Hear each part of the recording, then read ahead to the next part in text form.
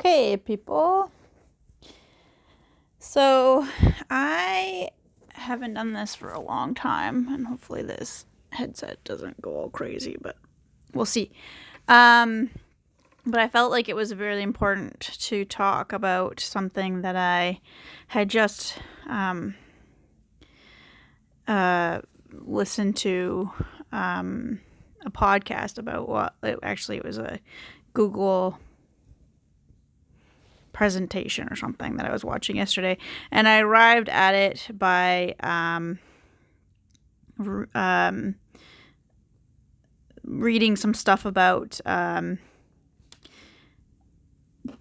self-esteem.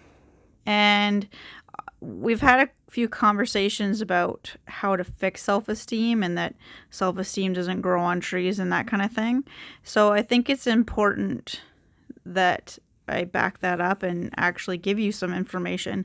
And to be honest with you, it's very difficult to find that information because a lot of it that I know that works is mindfulness based. And if that's not your jam, then it's more difficult to find things that are helpful, but not those things. So what I stumbled upon was like I said, that Google video about emotional first aid, and it's by Guy Winch. And if you want to just stop right now and watch that instead, go ahead. It's fairly long, and it's a little bit dry in my opinion, but I'm not saying that I'm not any less dry. So the point of it was that essentially we need to triage our emotions like we would triage an injury.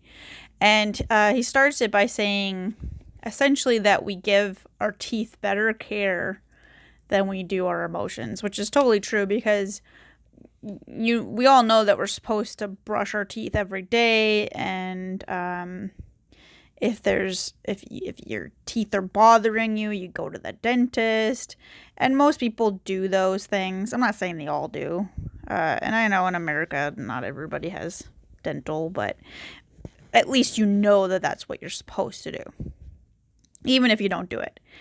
And we teach our children to brush their teeth every day, and really there is nothing like that for emotions. Nobody has any sort of guideline how to take care of yourself when shit goes down, which it will, because it always does.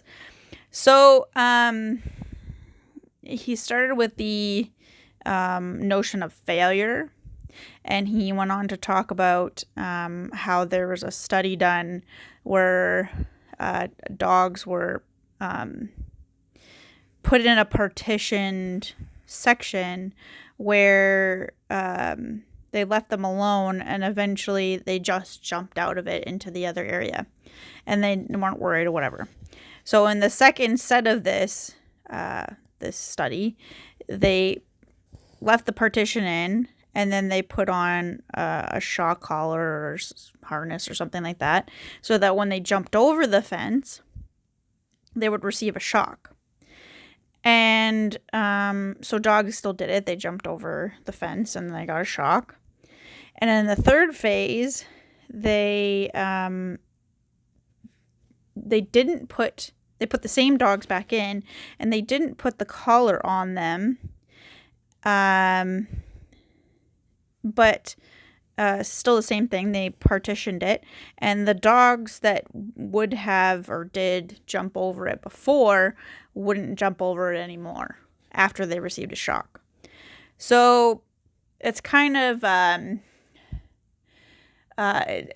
interesting that the notion of being hurt will stop you from experiencing it, even if there is no possibility of being hurt.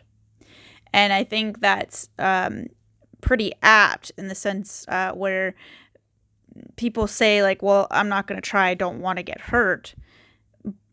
But sometimes you won't get hurt. There's no, it's like a sure thing.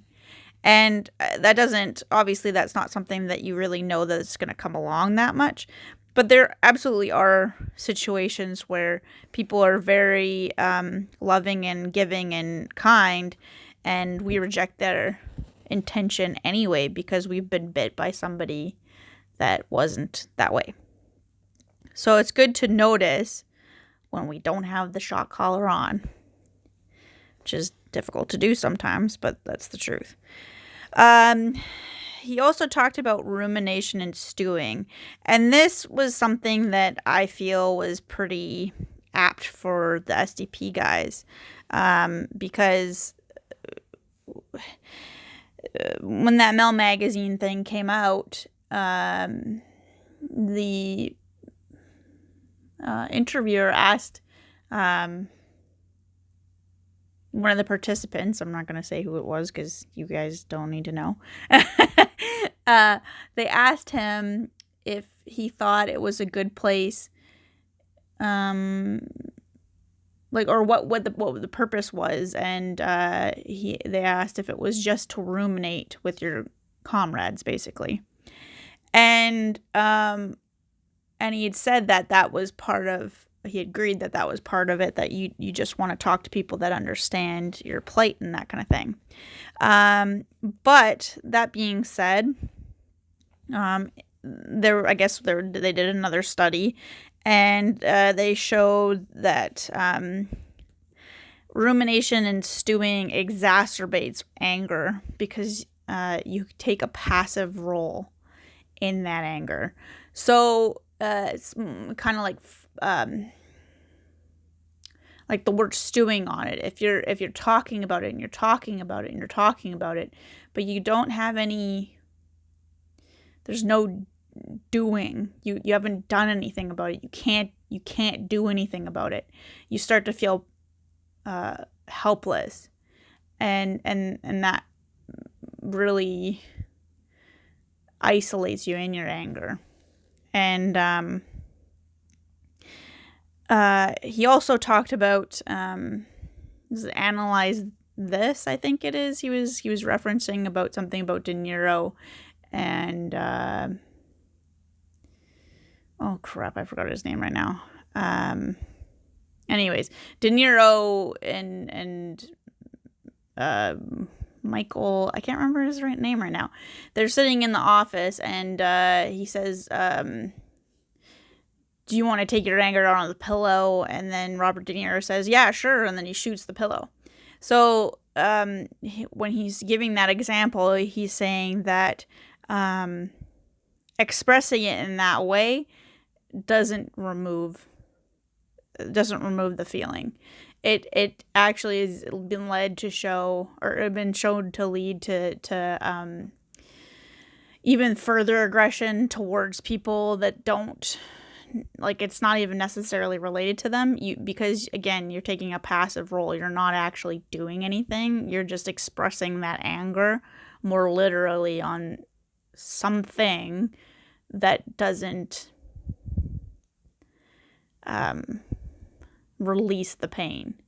Because shooting or punching a pillow, obviously you don't really want to shoot a pillow, but punching a pillow is obviously not going to do anything because the pillow doesn't represent anything. It's just a pillow.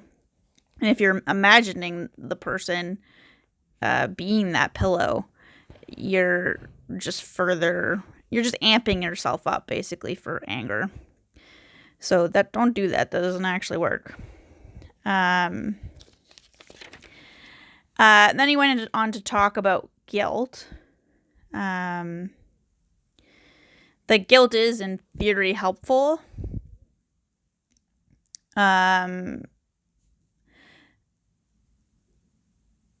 Because if you have a situation where someone does something and it hurts them, for you to feel guilty about it can be helpful, so that you don't get kicked out of the social group that you're in. And that's very true, because if somebody does something that is not good, like, one would want them to feel some sort of remorse for it. So that's where guilt comes in. And hopefully you would apologize and fix the behavior, etc. So guilt in general is a positive thing. However, it can be a negative thing, just like anything. And that's a principle of mindfulness, essentially, that there's always a happy medium. You can have really anything, and it could be a positive or a negative thing. It's just how much of it, or how you're using it, that kind of thing. If you're not being mindful about how you're using it, it could very easily become detrimental. But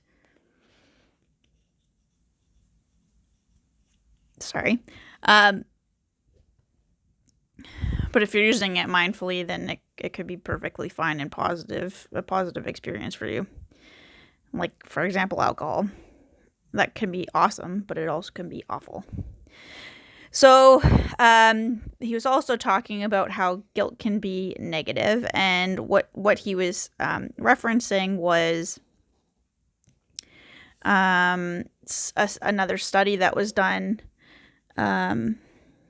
where people were supposed to give out lottery tickets to use to somebody in this group that was doing positive work or something to that effect. And the people that didn't give out the lottery tickets or forgot to give out the lottery tickets, they tested their level of guilt on that. And what they showed was that the guilt of forgetting led them to be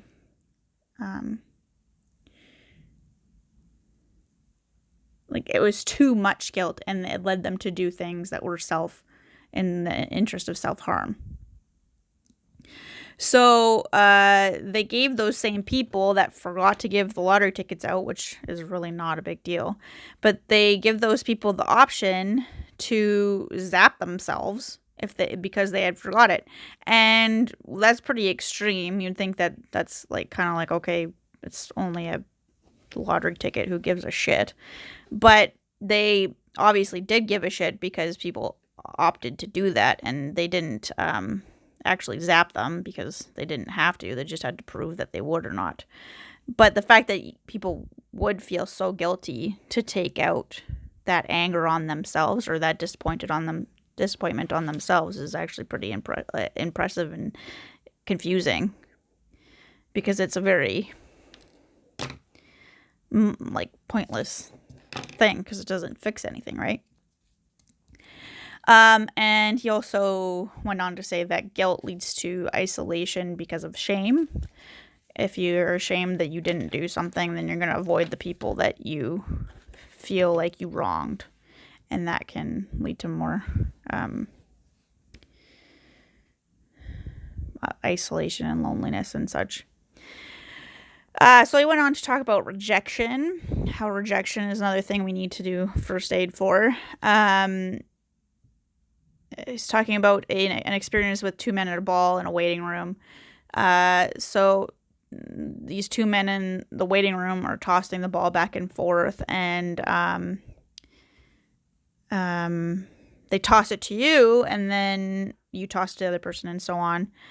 But then they stop tossing it to you, and then they start tossing it to each other and leave you out.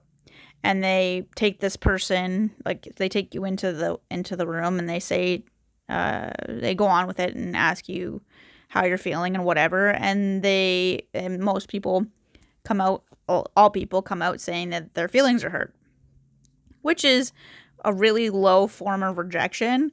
But at the same time, it's still a rejection. It's isolation and rejection. So they did another experiment with the same people, or the same setup and the same sort of thing.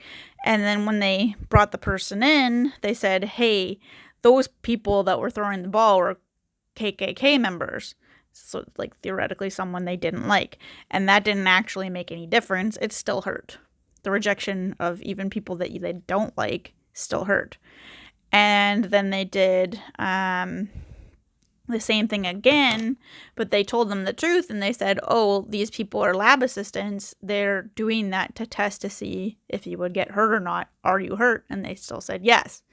So what that comes down to is the fact that no matter why you're being rejected, it still hurts. And the funny part of that is like it's such a mundane thing to be left out of a ball tossing thing. But the fact that it actually causes real damage and real pain is kind of something that they thought was remarkable. So they also tested to see if why that was the case, why people were still hurt about just some randoms leaving them out. And they came to the conclusion that rejection forms the same pain receptors for the same pain recognition in the brain as physical pain does. So physically, you're hurt, not just emotionally, and that might stem from the fact that same thing, that you don't want to be left out, and evolutionarily speaking, you don't want to be left out and be pushed away, because if you do, you might end up dying alone. So I'm assuming that's kind of one of those things where evolutionarily speaking, it teaches you not to get left out, and try not to get left out. So he gave some examples about how to do some positive affirmations.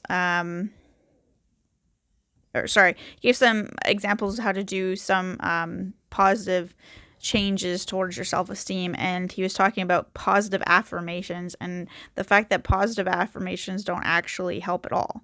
So pumping yourself up and saying, hey, I'm a good dude, people are gonna like me, I'm not gonna fail if I try really hard, and if I make a lot of effort and that kind of stuff, those things don't do shit. Those things don't help at all. And the reason that is because of persuasion theory, is that if it's not within the realm of your belief, you won't believe it. And that's very interesting, because that kind of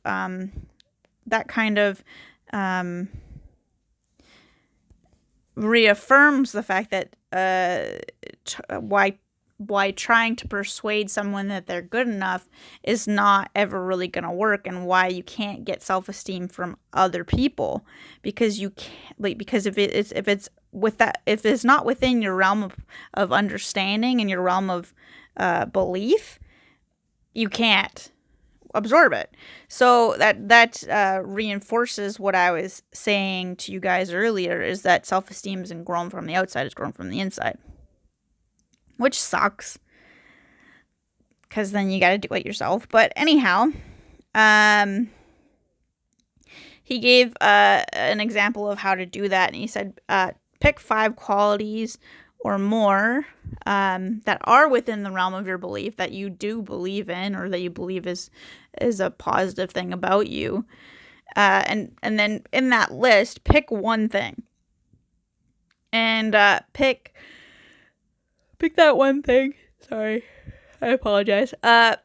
Write a two paragraphs about why that's valuable to you, why it's valuable to others, how you've used it in the past, how you can use it in the future, and just really all the details of why it's valuable to you in general, or why it's valuable to anyone. And the reason he said that you write it out is because physically writing it is how you process it. And if you just think about it in your head and not write it out, you don't really get the time to process it, and He said it was akin to just thinking about what you want to eat, but then not picking up a pan and going into the refrigerator and actually physically making the food. If you don't actually make the food, aka write the paper, you don't get the benefits from the exercise. So write out that and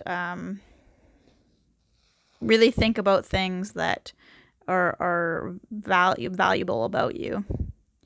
And that you actually believe in, not what other people say, like not what you would call platitudes and etc.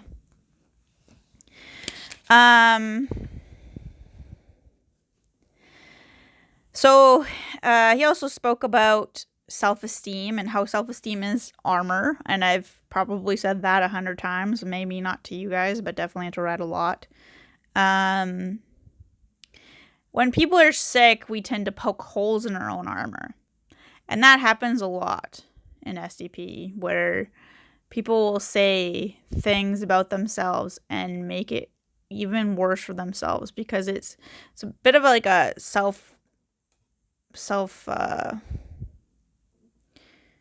fulfilling prophecy in that sense, because you poke the holes and then you're right. And then you poke more holes and then you're right. But essentially what he's teaching is that you have to notice when you're actually damaged and hurt so that you can fix the holes instead of poking more holes, which is not easy, but you got to do it. Another way to do that, to give yourself some more self-esteem, is to write yourself a note the way you would towards a loved one when they're having a hard time. If you imagine that you were like they are in your position, what would you say to them? And use that in a way to speak to yourself by letter, or not spoken.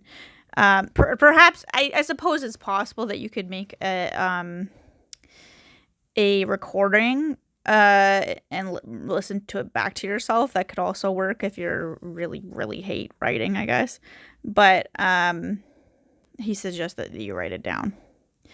So he's talking about how higher self-esteem, not really high self-esteem, because too high self-esteem is narcissism. Okay, I think I got it right that time. But higher self-esteem acts like a buffer, so that when you get in those really poor situations with rejections and that kind of thing, you have more behind you to keep you going. Whereas with people that have extremely high self-esteem, the people that are narcissists, when you question them or give them any critique, they react badly for very little. He also was talking about how chronic loneliness makes your skills atrophy. And this is tough, because there's definitely a lot of people that are in this situation that are just, many of you guys either haven't ever had anybody close to you, or you haven't been completely open with them just because you haven't had that opportunity. And if you are chronically lonely, when you fail, the atrophy of your emotions, or your ability to speak to people and connect with people, they'll be so atrophied that when you fail, you'll reinforce your negative thoughts of yourself, saying that, oh, I really am unlovable. Look what happened. This is what happened. Realistically, that's not fair, because you're you need to build yourself back up. And part of the reason why I got Reddit was because that I needed to do that. I knew I had chronic loneliness. I isolated myself, and that was my attempt at reaching out to other people. So kudos to you guys that you already took that step. I don't know if you're using positive coping mechanisms and that kind of thing. But that can be worked on. At least you have some sort of support group, even if it's not necessarily what you need yet. So you're in a good place in that sense.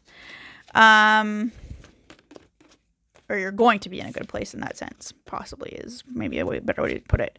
So going back through this, so guilt as it applies to you guys. A lot of you guys carry a lot of guilt in the sense where you think that you won't be a viable partner, and that guilt is excessive. There comes a point where like we were talking about, where guilt starts to lead to your own punishment, and realistically those things are not fair. You like, there's a certain amount of onus, I suppose, that you can assume, but I would be shy to really assume any onus until there's actually a partner to be concerned about. Because realistically, if you don't have a partner, there might not be any issue in the first place. So carrying guilt of a hypothetical partner not being happy with your size is kind of ridiculous. And that's not to say that the feelings are ridiculous, but the guilt associated with it is ridiculous. So the next time you feel that you're going to be such a terrible partner, this and that, stop yourself from having that conversation with yourself. Stop yourself from having that conversation with others, because you don't know that until you're in the relationship. And you don't really know that anyways. Other people see you differently than when you see yourself. And that's true for everyone.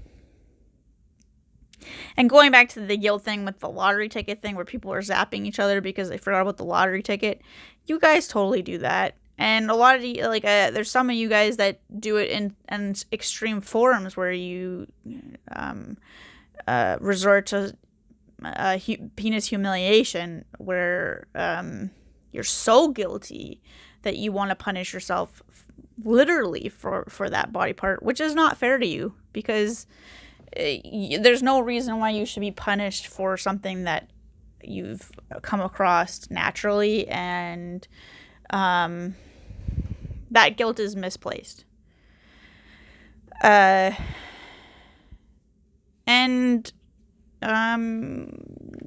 Unfortunately, you guys also are isolated quite a lot because there's not a lot of people to talk to. So noticing when you feel isolated, maybe there's a specific user, or even myself, that you feel like you're akin to or have a common understanding with. You guys could buddy up and have kind of like a little mini support groups, and you can talk to each other when you're really feeling down. I if you guys want some help partnering up, then let me know, and I'll see if I can find some people that I think or have similar ideologies.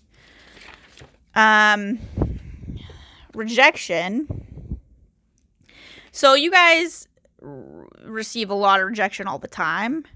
I will admit that I have been part of that process, and I do apologize, but I have spent some time rejecting your way of thinking, that that some of the things that you're saying are impossibly true. And part of it's because of that, what we were talking about, that persuasion theory, that I've never heard that before. So it's not within the realm of possibility in my mind. And I am guilty of that, and I apologize for that. But you guys come across that a lot, where people say, that's not possible, women don't do that. So when those things happen, knowing that they're happening and being kind to yourself, giving yourself compassion towards yourself, is that you're trying to explain it, but it has to be within the realm of their the realm of persuasion theory. So if they don't understand, don't tell them things. Ask them things. Ask them targeted questions like, do you think it's logical for me to feel this way if it wasn't true? And giving them questions instead of asserting facts as you may perceive them. They are facts, but facts is the way you may perceive them, because they don't perceive them as facts. Those are not helpful, unfortunately, because that would be the easy way out. But of course, like, life isn't easy, so you gotta trudge through the stupids. But well, I mean, they're not stupid; they're just uninformed. So ignorant is probably a better word. They're just ignorant to the life that you're living. So asking questions instead of asserting things as a statement can help. And again, I'm guilty of that. I sometimes stray when I'm more stressed out. I stray from questioning people versus giving facts. So when we're talking about writing yourself those paragraphs about qualities that you like about yourself, it's a little bit more difficult if you're doing it penis related, because if you can't find one thing that you like about your penis, unfortunately, you're going to have to find one that you at least moderately believe in. So you can kind of pick apart, or for that matter, you can just think about yourself in a sexual position at all, and think about that you're loyal, or that you're hardworking. So and you're maybe compassionate in general, and those things sexually are very important as well. So thinking about what would make you a good sexual partner, not just specifically focusing on your penis, that you might have to work into that in time. Just because if you don't believe there is anything good about your penis, you should probably start with working on what you feel good about already, or what you can feel good about already. And a lot of you guys are pretty hard on yourself entirely, not just your penis. So you might have to start with things that are good about you as they are as a whole.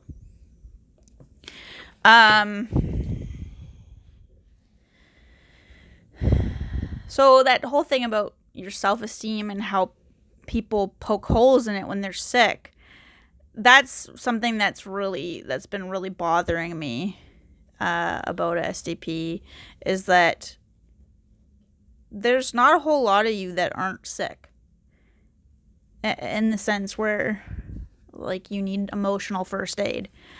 And that's totally fair, because you guys have hard lives, and these topics are not easy. Addressing them is very stressful. It's very emotional. A user today that I'm friends with was telling me that he's gone into counseling, and he finds himself really often emotional, and that's pretty stressful, because it's taking a lot out of him. But we need to identify those holes in our armor, and we need to fix them so that we can go back out and with a full set of armor. And a lot of the time, you guys make an effort and you're not really sure if you can do it, and you're not, and that's fair. Sometimes it does take a while to be completely certain, but if you're unsure because your self-esteem is really low still, then maybe that's not the right time to do it. If your self-esteem is really low, it's kind of like that self. I always forget how that's worded. Self-prophesizing. You know what I'm talking about. Negative self-prophecy, whatever. Self-fulfilling prophecy. I don't know. I always mess that up. But it's going back to that self-fulfilling prophecy where if you're not sure of yourself, then you're going to go back into that circle, and you're gonna find ways to be rejected, and you're gonna find ways to